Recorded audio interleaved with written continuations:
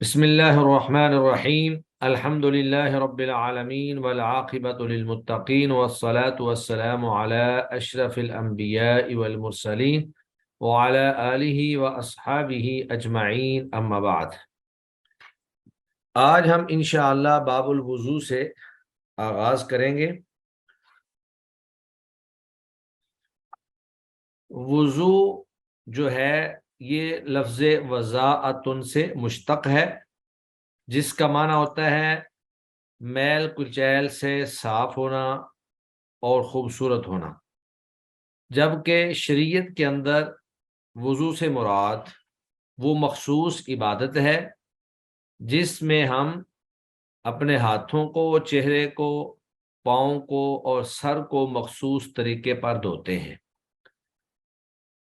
تو وضو کا لفظ جو ہے یہ واو کے زبر، زیر اور پیش تینوں کے ساتھ استعمال ہوتا ہے، لیکن جب یہ واو کے زبر کے ساتھ استعمال ہو وضو، تو یہ وضو کے پانی کو کہتے ہیں۔ وضو پانی کو کہتے ہیں، وضو جو ہے وہ برتن کو کہتے ہیں، اور وضو وہ وضو کرنے کو کہتے ہیں۔ تو اسی طرح وہ ایک جملہ بنایا ہوا ہے کہ وضو کو وضو میں ڈال کر وضو کرو، وضو کو وضو میں ڈال کر وضو کرو، یعنی پانی کو برتن میں ڈال کر وضو کرو۔ تو وضو جو ہے یہ بذات خود بھی ایک عبادت ہے، اور یہ کئی ایک عبادات کے لیے شرط بھی ہے، جیسے نماز کے لیے باوضو ہونا جو ہے یہ شرط ہے۔ اگر آپ نے وضو نہیں کیا ہوا ہے، آپ بے وضو ہیں اور وضو کرنے کی صلاحیت بھی رکھتے ہیں، پانی بھی موجود ہے، تو آپ کی نماز نہیں ہوگی بغیر وضو کے۔ اسی طرح طواف جو ہے، طواف کے اندر بھی باوضو ہونا، اور پھر قرآن مجید کی تلاوت کے لیے پاک ہونا، راج موقف کے مطابق، افضل موقف کے مطابق کہ آپ باوضو ہو کر قرآن مجید کی تلاوت کریں۔ تو وضو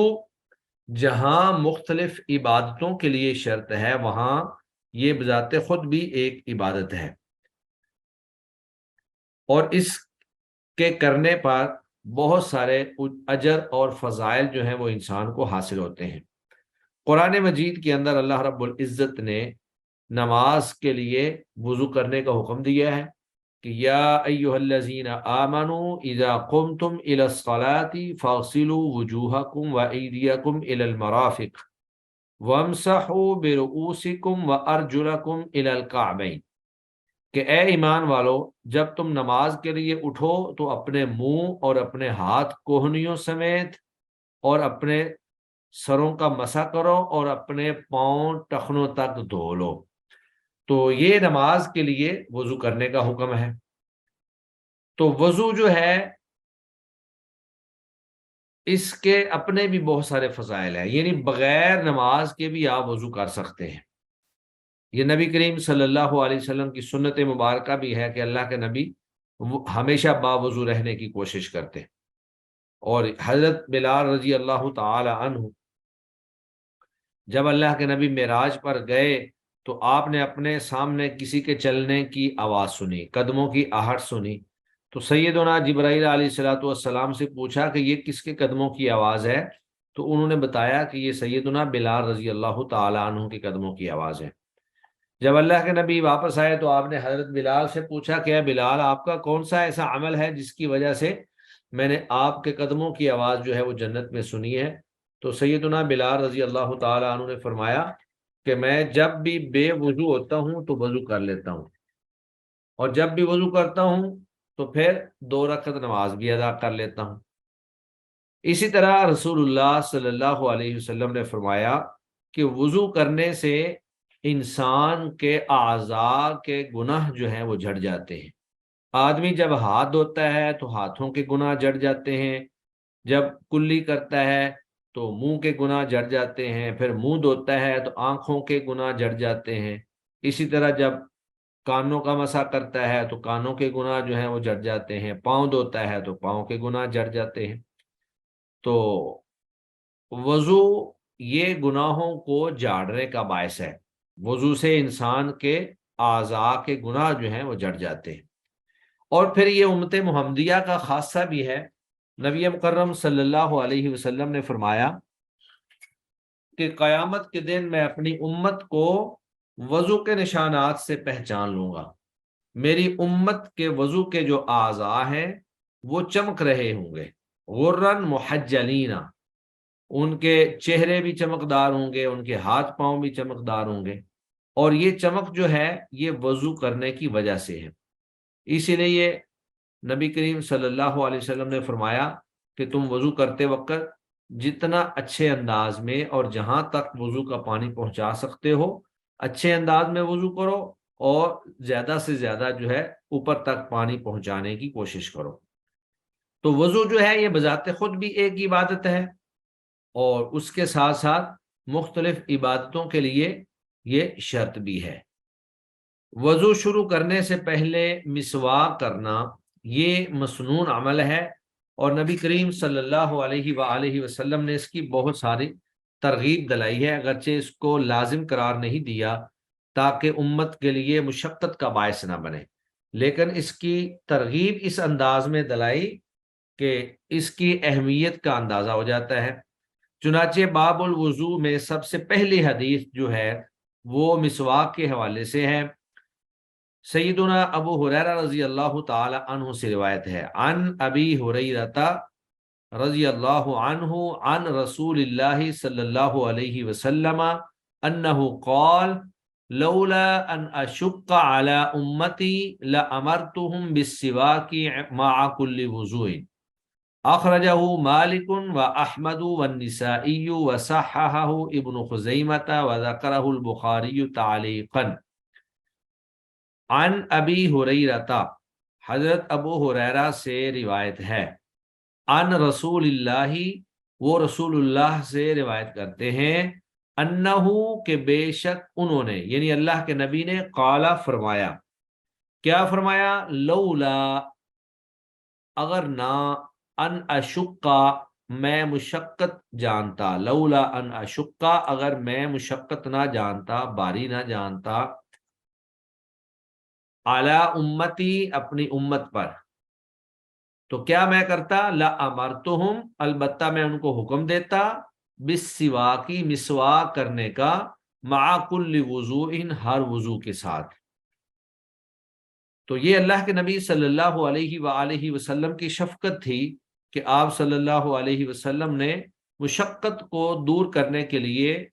ہر وضو کے ساتھ مسواک کرنے کا حکم نہیں دیا، لیکن اس سے مسواک کی اہمیت اجاگر ہوتی ہے کہ اللہ کے نبی کے ہاں مسواک کی کتنی زیادہ اہمیت تھی۔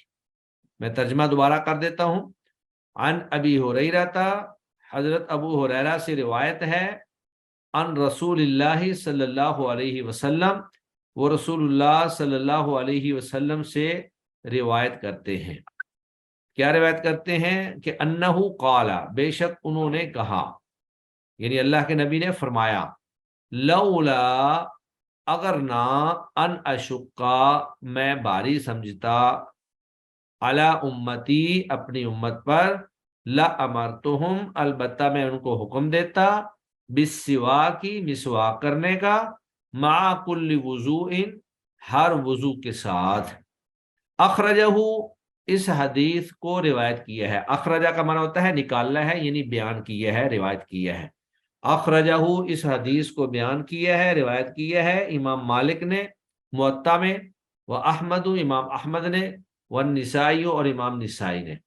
ان تین ائمہ کرام نے اس حدیث کو روایت کیا ہے۔ وصححہ اور اس کو صحیح قرار دیا ہے ابن خزیمہ، امام ابن خزیمہ نے، امام ابن خزیمہ فرماتے ہیں کہ یہ حدیث صحیح ہے۔ اور آگے وذکرہ البخاری، اس کو امام بخاری نے ذکر کیا ہے تعلیقا، معلق تعلیقا۔ تو تعلیق کا اصل میں مفہوم یہ ہوتا ہے کہ امام بخاری رحمہ اللہ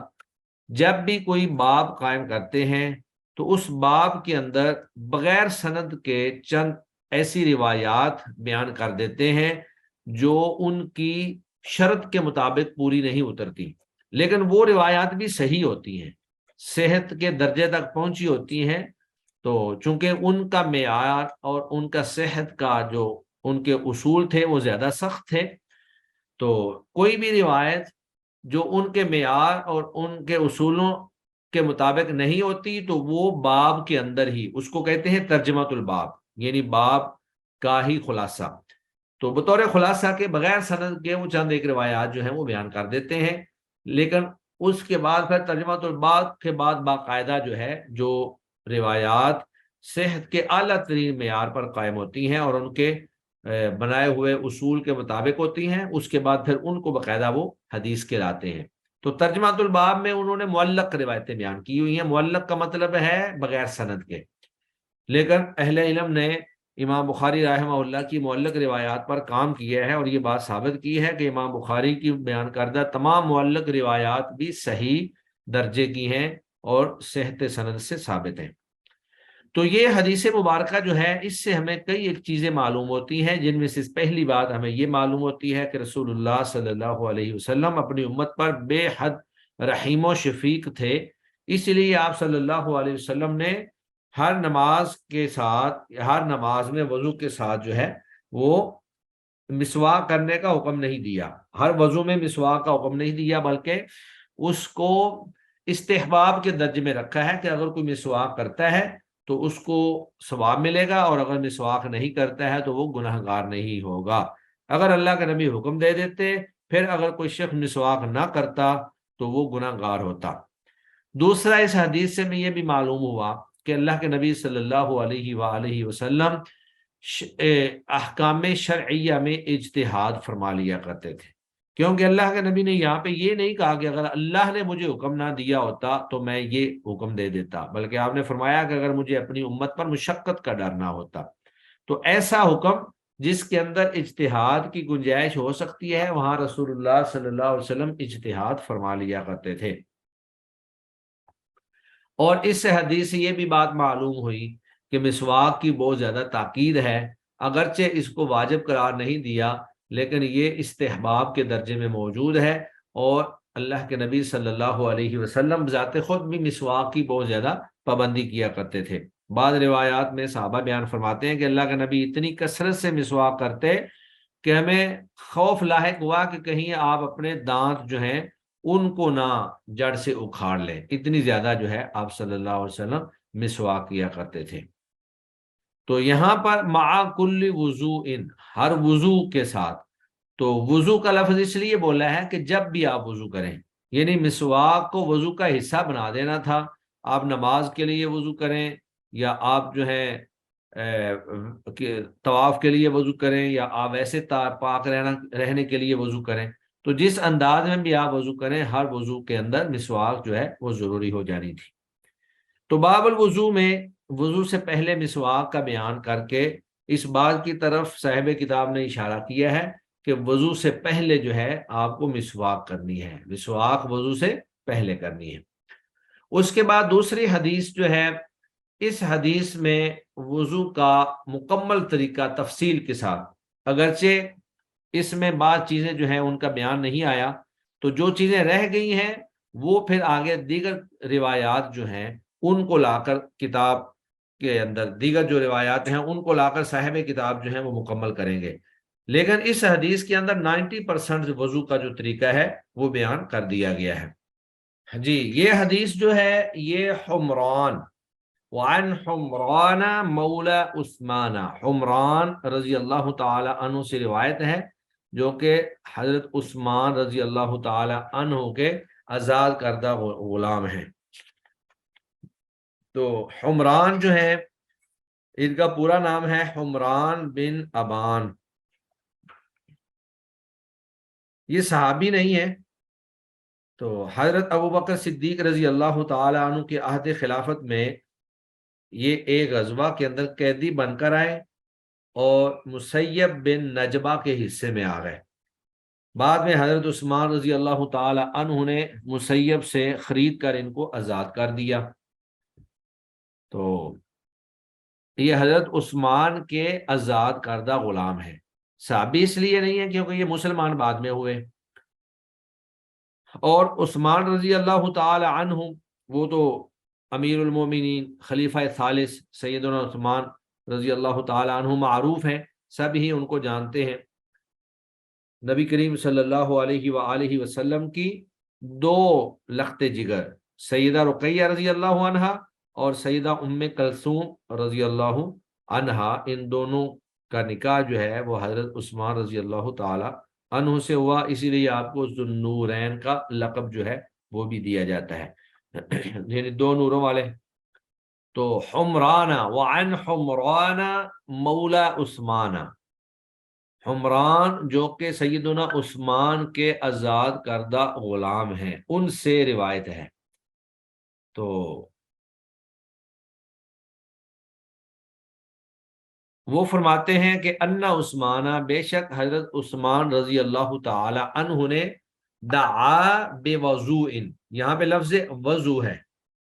انہوں نے منگوایا پانی، وضو کا پانی، وضو کا پانی منگوایا۔ تو وضو میں جب زبر کے ساتھ ہو تو اس کا معنی ہوتا ہے پانی، تو حضرت عثمان رضی اللہ تعالی عنہ نے پانی منگوایا۔ تو آپ نے کیسے کیا پھر؟ فغسل کفیہ، آپ نے دھویا اپنی دونوں ہتھیلیوں کو، یعنی اپنے دونوں ہاتھوں کو، کفیہ اپنے دونوں ہاتھوں کو، ہتھیلیوں کو دھویا، ثلاث مرات تین مرتبہ، ثم تمزمز پھر آپ نے کلی کی، واستنشق اور ناک میں پانی چڑھایا، واستنثر اور ناک سے پانی جاڑا۔ تو استنشاق کا معنی ہوتا ہے پانی چڑھانا اور استنثار کا معنی ہوتا ہے پانی کو جاڑنا۔ ثم غسل پھر آپ نے دھویا، وجہہ اپنے چہرے کو، ثلاث مرات تین مرتبہ، ثم غسل یدہ الیمنی پھر آپ نے اپنا دایاں ہاتھ دھویا، ثم غسل پھر آپ نے دھویا، یدہ اپنا ہاتھ، الیمنی دایاں، الی المرفق کوہنی سمیت، کوہنی تک نہیں، کوہنی سمیت، ثلاث مرات تین مرتبہ، ثم الیسری پھر بایاں دھویا، مثل ذالک اسی طرح، یعنی کوہنی سمیت تین مرتبہ، ثم مسح برأسہ پھر آپ نے اپنے سر کا مسح کیا، ثم غسل پھر آپ نے دھویا، رجلہ اپنا پاؤں، الیمنی دایاں، الی الکعبین ٹخنوں سمیت، ثلاث مرات تین مرتبہ، ثم الیسری پھر بائیں پاؤں کو دھویا، مثل ذالک اسی طرح، یعنی ٹخنوں سمیت تین مرتبہ، ثم قال پھر آپ رضی اللہ تعالی عنہ نے فرمایا، یعنی حضرت عثمان رضی اللہ تعالی عنہ نے فرمایا کہ رأیت رسول اللہ صلی اللہ علیہ وسلم، میں نے رسول اللہ صلی اللہ علیہ وآلہ وسلم کو دیکھا، توضع کہ آپ نے بھی وضو کیا، نحو وضوئی ھذا میرے اس وضو کی مانند۔ تو یہاں لفظ ہے وضو، تو وضو کا معنی ہے وضو کرنا اور وضو کا معنی ہے پانی۔ تو میں ترجمہ دوبارہ کر دیتا ہوں اس روایت کا۔ وعن حمران مولا عثمان،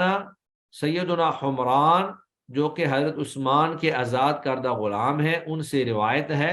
ان عثمان بے شک حضرت عثمان رضی اللہ تعالی عنہ نے دعا منگوایا، بوضوء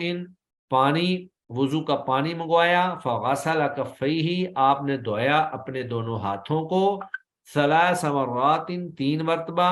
ثم تمزمز پھر آپ نے کلی کی، واستنشق اور آپ نے ناک میں پانی چڑھایا، واستنثر اور آپ نے ناک سے پانی جاڑا، ثم غسل پھر آپ نے دھویا، وجہہ اپنے چہرے کو، ثلاث مرات تین مرتبہ، ثم غسل یدہ الیمنی پھر آپ نے دھویا اپنے دائیں ہاتھ کو، الی المرفق کوہنی سمیت، ثلاث مرات تین مرتبہ، ثم الیسری پھر آپ نے بائیں ہاتھ کو دھویا، مثل ذالک اسی طرح، یعنی کوہنی سمیت تین مرتبہ، ثم مسح برأسہ پھر آپ نے اپنے سر کا مسح کیا، ثم غسل پھر آپ نے دھویا، رجلہ الیمنی اپنا دایاں پاؤں، الی الکعبین ٹخنوں سمیت، ثلاث مرات تین مرتبہ، ثم الیسری پھر بایاں پاؤں، مثل ذالک اسی طرح، یعنی تین مرتبہ، ثم قال پھر فرمایا، رأیت رسول اللہ صلی اللہ علیہ وسلم میں نے رسول اللہ صلی اللہ علیہ وآلہ وسلم کو دیکھا کہ توضع آپ نے بھی وضو کیا، مثل وضوء ھذا میرے اس وضو کی مانند، متفق علیہ۔ تو گویا کہ حضرت عثمان رضی اللہ تعالی عنہ نے وضو کرنے کے بعد بتلایا کہ میں نے اللہ کے نبی کو دیکھا کہ انہوں نے بھی ایسے ہی وضو کیا. تو اس کا مطلب یہ ہے کہ یہ وضو کا طریقہ جو ہے یہ اللہ کے نبی صلی اللہ علیہ وآلہ وسلم کا طریقہ ہے. تو صحابی جب کسی چیز کو اللہ کی نبی کی طرف منسوب کر دے تو وہ گویا کہ مرفوع بات ہو جاتی ہے کہ اللہ کے نبی صلی اللہ علیہ وسلم نے ایسے کیا. اب اس حدیث کے اندر کچھ چیزیں جو ہیں وہ بیان نہیں ہوئی، ان کا تذکرہ جو ہے وہ آگے مختلف احادیث لا کر صاحب کتاب نے کیا ہے. مثلا اس حدیث کے اندر کانوں کے مسح کا تذکرہ نہیں ہے، تو وہ آگے حدیث ایک مستقل لائے ہیں جس میں کانوں کا مسح جو ہے اس کا تذکرہ ہے. پھر اس کے اندر سر کے مسح کا تذکرہ تو ہے، لیکن یہ نہیں ہے کہ سر کا مسح کتنی بار ہونا ہے. اور آگے پھر ایک حدیث آ رہی ہے جس میں اس بات کی وضاحت موجود ہے کہ سر کا مسح ایک دفعہ ہوگا. پھر سر کے مسح کا طریقہ یہاں پر موجود نہیں ہے، وہ بھی الگ سے ایک حدیث آگے آ رہی ہے. تو اس حدیث کے اندر چونکہ 90% جو ہے وضو کا طریقہ بیان کر دیا گیا ہے، لیکن جو جزوی چیزیں یا چند ایک چیزیں رہ گئی ہیں وہ صاحب کتاب نے مختلف احادیث لا کر ان سب کو بیان کر دیا ہے اور وہ واضح کر دیا ہے. تو اس حدیث میں سب سے پہلی بات جو معلوم ہوتی ہے وہ یہ ہے کہ اعضائے وضو کو 3 بار دھونا مسنون ہے. اعضائے وضو کو 3 بار دھونا مسنون ہے. اگرچہ 2 بار دھونے کا بھی تذکرہ ایک روایت کے اندر موجود ہے، اور اسی طرح ایک دفعہ دھونے کا تذکرہ جو ہے وہ بھی ایک حدیث کے اندر موجود ہے. تو کم از کم 1 بار دھونا تو واجب ہے، اور 3 بار دھونا مسنون ہے. اور اگر 2 بار بھی کوئی شخص دھو لیتا ہے تو اس کا بھی انشاءاللہ کفایت کر جائے گا. اسی طرح اس حدیث کے اندر ایک چیز جو آئی ہے وہ لفظ الہ ہے کہ ہاتھ دھوئے کوہنیوں تک، اور اسی طرح پاؤں کو دھویا کعبین ٹخنوں تک. تو الہ جو ہے یہ ایک گرامر کا قاعدہ ہے کہ جب یہ ایک ہی جنس ہو، الہ سے پہلے اور الہ کے بعد، تو ایک ہی جنس کی چیز میں الہ جو ہے وہ تک کے معنی میں نہیں آتا بلکہ وہ سمیت کے معنی میں آتا ہے، مع کے معنی میں ہوتا ہے. تو یہاں پر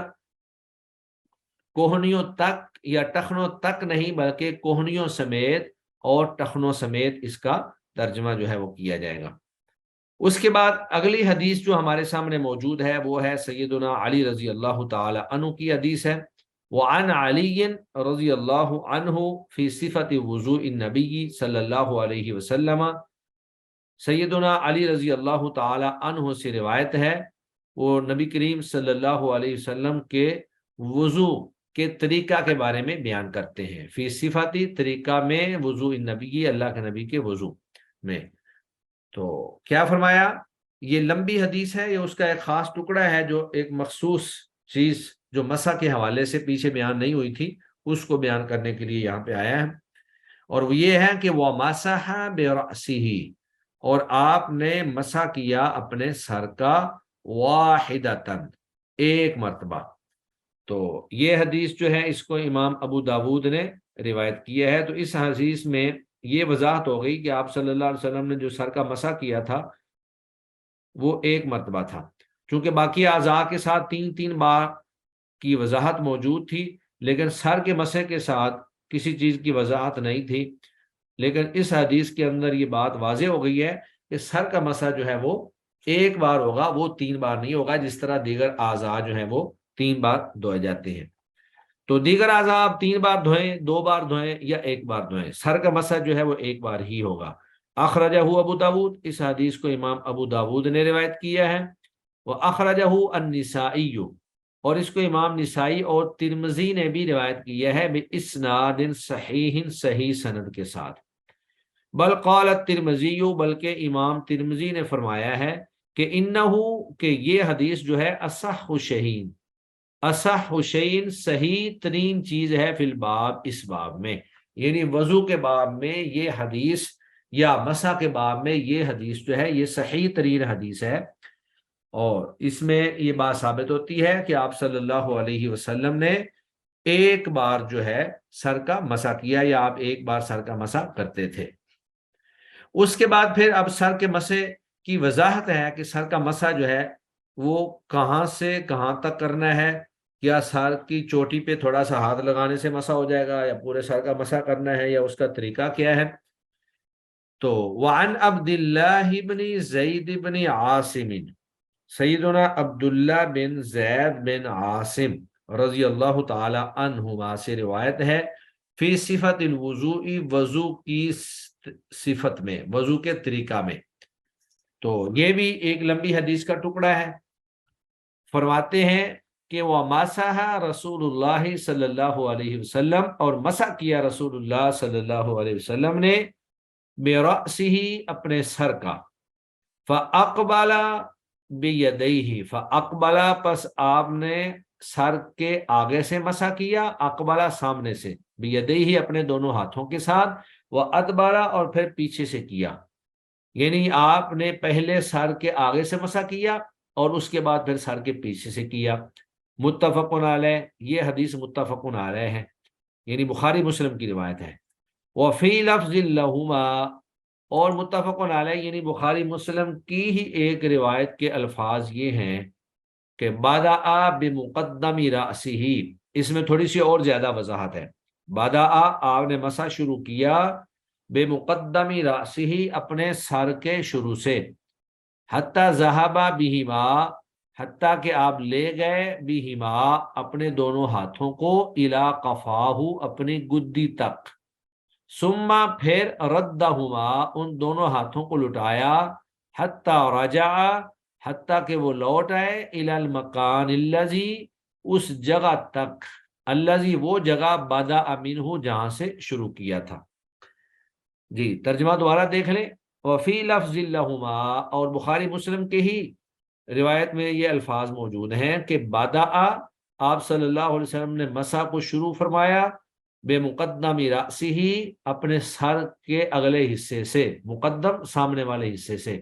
حتی ذہب حتیٰ کہ آپ لے گئے، بہما ان دونوں ہاتھوں کو، الی قفاہ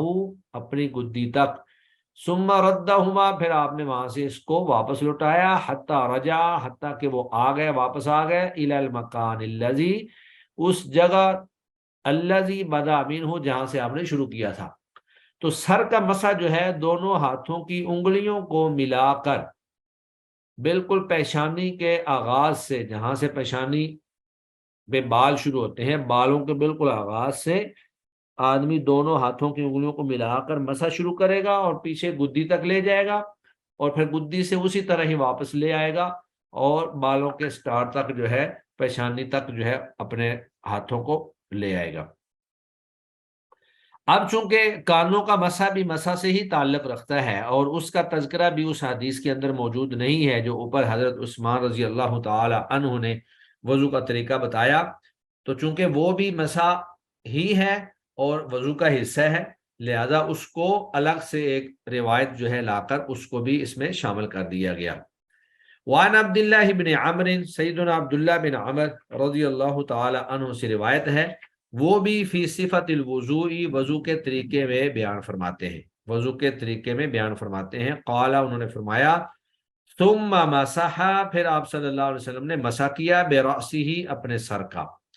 وادخل اور اس کے بعد آپ نے داخل کیا، اصبعیہ اپنی دونوں انگلیوں کو، السباحتین شہادت والی، شہادت والی دونوں انگلیوں کو آپ نے داخل کیا، اصبعیہ اپنی دونوں انگلیاں، السباحتین تسبیح کرنے والی یعنی شہادت والی، کل شہادت والی انگلی معروف ہے، انگوٹھے کے ساتھ جو انگلی ہوتی ہے اس کو شہادت کی انگلی کہا جاتا ہے۔ کہاں داخل کیا؟ فی اذنیہ اپنے کانوں میں، تو کانوں کی اندرونی سائڈ پہ آپ نے شہادت والی انگلی سے مسح کیا۔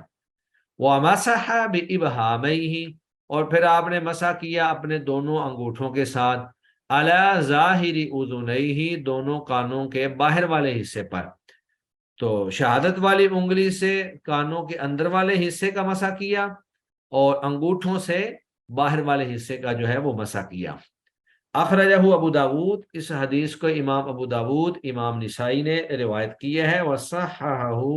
ابن خزیمہ اور اس کو امام ابن خزیمہ نے صحیح قرار دیا ہے۔ تو یہ جو دو تین روایات ہیں ان کے اندر سر کے مسح کا تذکرہ کہ سر کا مسح ایک دفعہ کیا جائے گا، اور پھر سر کا مسح کیسے کرنا ہے،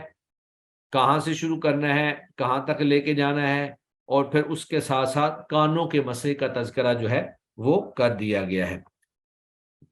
بعض لوگ جو ہیں ان کو دیکھا گیا ہے کہ وہ مسح میں گردن کا مسح بھی کرتے ہیں،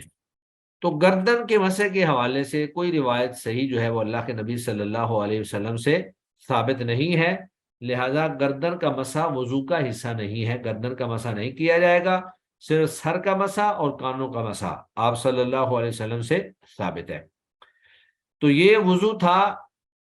جس میں وضو کا طریقہ بیان کیا گیا۔ اب بسا اوقات پورا وضو تو نہیں، لیکن وضو کے بعض اعضاء کو دھونے کے حوالے سے نبی کریم صلی اللہ علیہ وسلم نے بعض ہدایات اور رہنمائی ہمیں عطا فرمائی ہے کہ اگر ایک انسان نیند سے اٹھے تو اس کو کیا کرنا چاہیے۔ تو اگر کوئی شخص نیند سے اٹھتا ہے تو اس کو چاہیے کہ وہ اپنے ناک کو 3 بار جھاڑے، پانی سے جھاڑے۔ اس کی وجہ کیا ہے؟ اس کی وجہ اللہ کے نبی نے یہ بیان فرمائی کہ شیطان جو ہے وہ اس کی ناک کے بانسے میں رات گزارتا ہے۔ شیطان جو ہے وہ انسان کی ناک کے بانسے میں جو ہے، خیشوم جس کو کہتے ہیں، یعنی یہ جو ہڈی ہے ناک کے اوپر، یہاں پر وہ رات گزارتا ہے۔ تو جب آپ جھاڑ لیں گے تو شیطانی اثرات جو ہیں وہ آپ سے ختم ہو جائیں گے۔ وعن ابی ہریرہ رضی اللہ تعالی عنہ، سیدنا ابو ہریرہ رضی اللہ تعالی عنہ سے روایت ہے، انہوں نے کہا قال رسول اللہ صلی اللہ علیہ وسلم، رسول اللہ صلی اللہ علیہ وآلہ وسلم نے فرمایا اذا استيقظ احدکم، جب بیدار ہو تم میں سے کوئی ایک، من منامہ، اپنی نیند سے، فلیستنثر، بس چاہیے کہ وہ اپنے ناک کو جھاڑے، ثلاثاً 3 مرتبہ، فإن الشیطان، کیونکہ شیطان جو ہے، یبیتو، وہ رات گزارتا ہے، علی خیشومہ، اس کے ناک کے بانسے پر۔ متفق علیہ، یہ حدیث متفق علیہ ہے۔ اب یہاں پر اللہ کے نبی صلی اللہ علیہ وآلہ وسلم نے علت بیان کر دی کہ آپ نے ناک کو کیوں جھاڑنا ہے۔ اگر اللہ کے نبی کسی کسی حکم کی علت بیان کر دیں تو اچھی بات ہے، انسان کو اس میں عمل کرنے میں آسانی ہوتی ہے، لیکن اگر علت نہ بھی بیان کی جائے تو آپ صلی اللہ علیہ وسلم کا حکم ہمارے لیے عبادت کا درجہ رکھتا ہے۔ اگر علت نہ بھی بیان کی جائے تو بھی اس پہ عمل کرنا ضروری ہوتا ہے۔ تو یہ ثلاثاً جو ہے 3 مرتبہ اس لیے کہا کہ طہارت کے اندر تکرار جو ہے وہ مکمل صفائی اور طہارت کا فائدہ دیتی ہے۔ جب ایک چیز کو ایک دفعہ دھوئیں گے، ایک چیز کو 2-3 دفعہ دھوئیں گے تو اس سے زیادہ پاکیزگی اور زیادہ طہارت جو ہے وہ انسان کو حاصل ہوتی ہے۔ اور پھر اس حدیث میں جو الفاظ ہیں وہ ہیں من نومہ،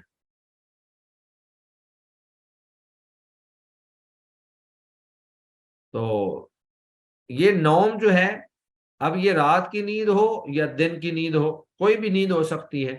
اگرچہ بعض نے اس میں اختلاف کیا کہ صرف رات کی نیند سے جب آپ اٹھیں گے تو اس وقت ہی آپ کو ناک جھاڑنا ہے، لیکن احتیاط اسی بات میں ہے کہ رات کی نیند سے آپ بیدار ہوں یا دن کی نیند سے آپ بیدار ہوں، جب بھی آپ نیند سے بیدار ہوں تو آپ اپنے ناک کو 3 دفعہ جھاڑیں تاکہ وہ شیطانی اثرات جو آپ کے اوپر موجود ہیں وہ ختم ہو جائیں۔ اور اس کے بعد پھر آگے نیند سے اٹھ کر آپ نے کسی برتن میں اس وقت تک ہاتھ نہیں ڈالنا جب آپ نے 3 مرتبہ ہاتھ کو دھو لینا ہے۔ وعنہ، اور انہی سے روایت ہے، یعنی پیچھے سیدنا ابو ہریرہ رضی اللہ تعالی عنہ سے روایت ہے، تو یہ ضمیر جو ہے انہی کی طرف ہی لوٹ رہی ہے۔ وعنہ، اور انہی سے ہی روایت ہے، اذا استيقظ احدکم، جب بیدار ہو تم میں سے کوئی ایک، من نومہ، اپنی نیند سے، فلا یغمس، بس وہ نہ ڈبوئے، یدہ، اپنے ہاتھ کو، فی الاناء، برتن میں، حتی یغسلہا، حتیٰ کہ وہ اس کو دھو لے، ثلاثاً 3 مرتبہ،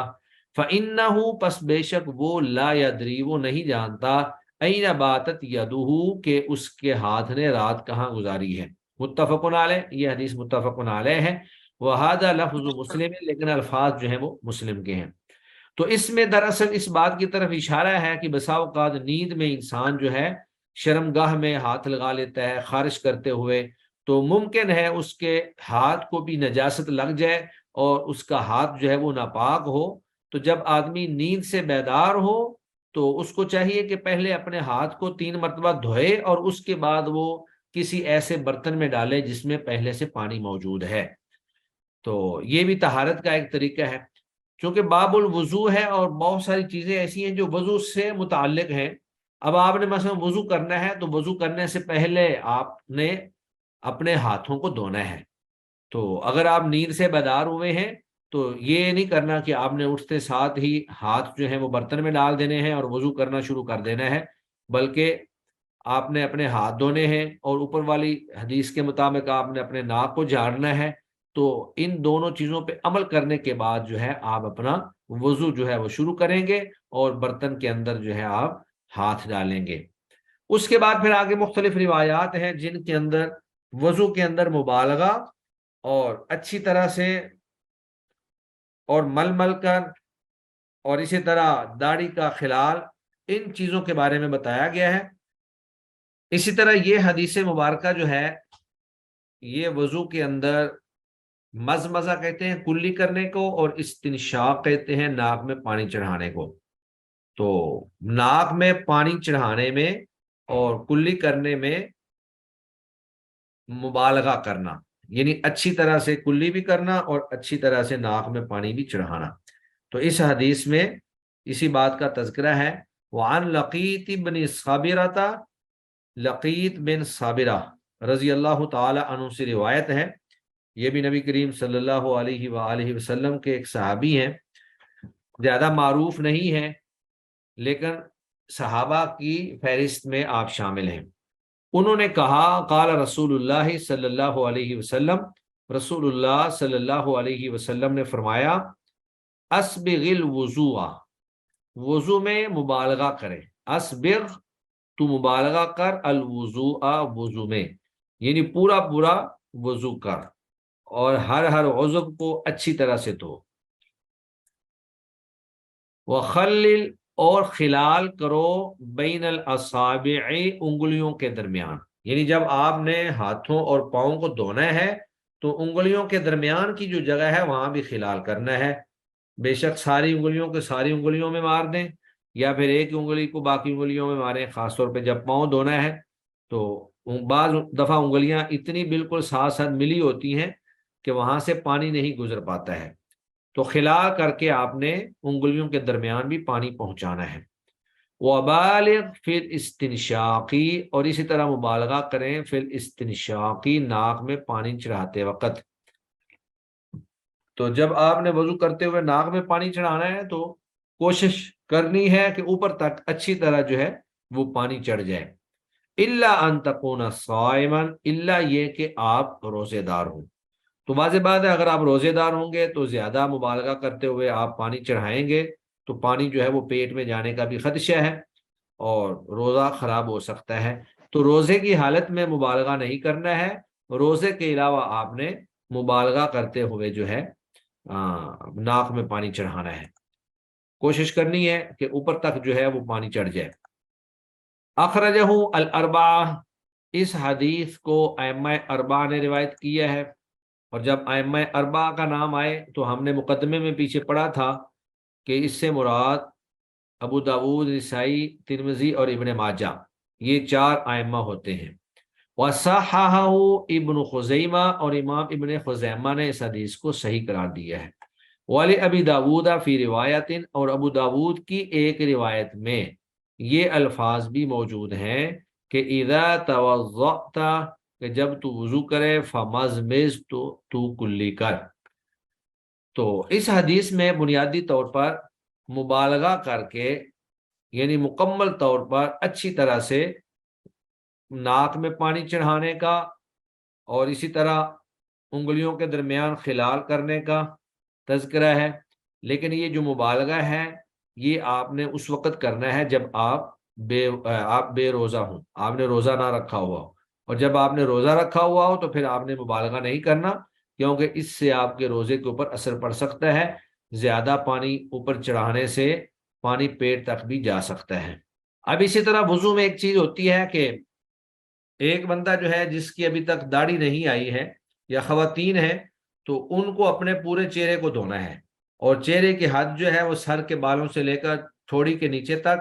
اور دائیں کان سے لے کر بائیں کان کی لو تک، یہ چہرہ ہے۔ اب اگر داڑھی ہو تو پھر آپ نے چہرے کو فرنٹ سے جتنا دھویا جا سکتا ہو، جہاں پر بال نہ ہوں وہاں تو وہ پورا دھونا ہے، یا بال جو ہے وہ خفیف ہوں، ہلکے ہوں۔ لیکن جب نیچے داڑھی گھنی آ جائے اور بالوں سے پانی گزر کر جلد تک نہ پہنچتا ہو تو پھر آپ نے داڑھی کا خلال بھی کرنا ہے۔